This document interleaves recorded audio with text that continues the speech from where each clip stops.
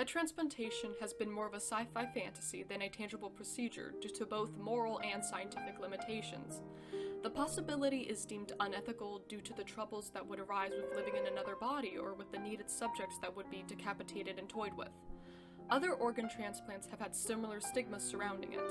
At the initial proposal of the first ever heart transplant, there were people speaking against the consequences of playing God. However, seeing as it's now a regular surgery performed in hospitals, how long shall it be until head transplants follow suit?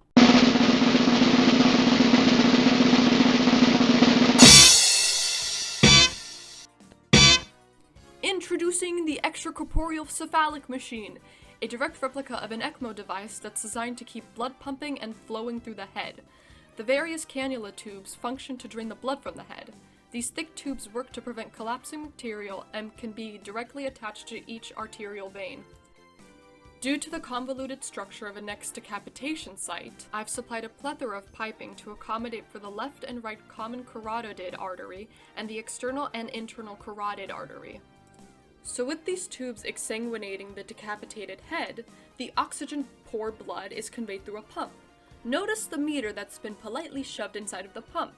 It's important to remember that the pump cannot determine blood flow by itself, and it requires periodic regulation to ensure its functioning. The pump mimics the movement of a heart, pushing the blood through the next section, the oxygenator. The oxygenator houses the occurrence of gas exchange between cells, where oxygen is dispersed and carbon dioxide is disposed.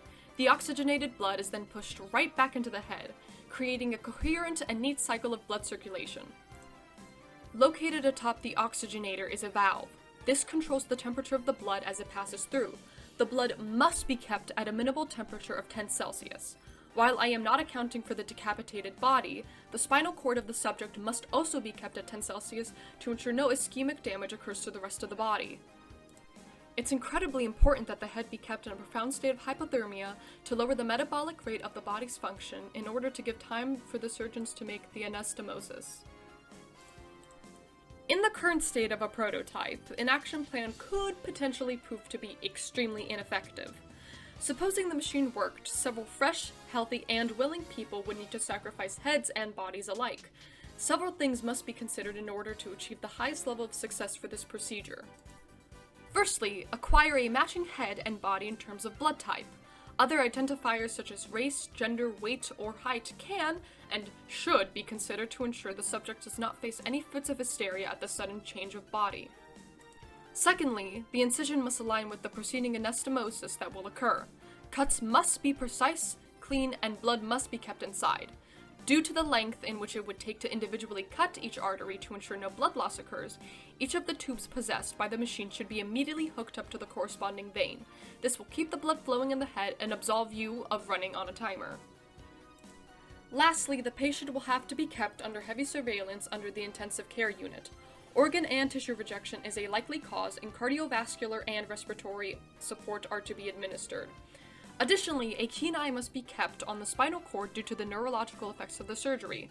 Since the nerves have been severely altered, bodily functions such as diaphragmatic muscles or urinary control may be momentarily or permanently hindered. Okay, I'm just gonna ask you a few questions now. Okay. Does the morality of a head transplant bother you? Yeah, I think there's a lot of moral questions associated with that. How so? I think that, coming from a psychology perspective, I think your brain makes you who you are. So if you transplant a head, like somebody else's brain onto someone else's body, like who is that person? Who is that person? I mean, you're gonna be maybe a different gender, Yeah, a right. different race, a different Right. height. All these things are just gonna be different for you. I think it's Mhm. awful. Yeah.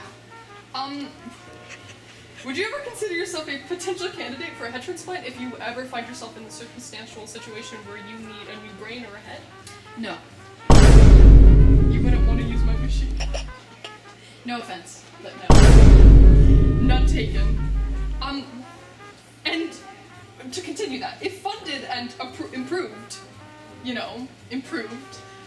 would you advocate for the usage of my special extracorporeal cephalic machine? Would you want this in a hospital? I mean, maybe your husband needs a head transplant, maybe your child, would you want this new and improved I mean, I think it's an interesting idea.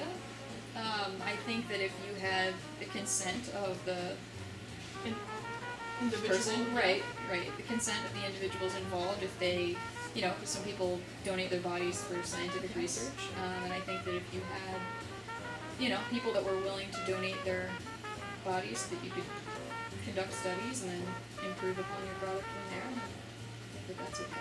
All right. I mean, thank you. Yeah, that's a yes on my book. All right. That's all the questions I have.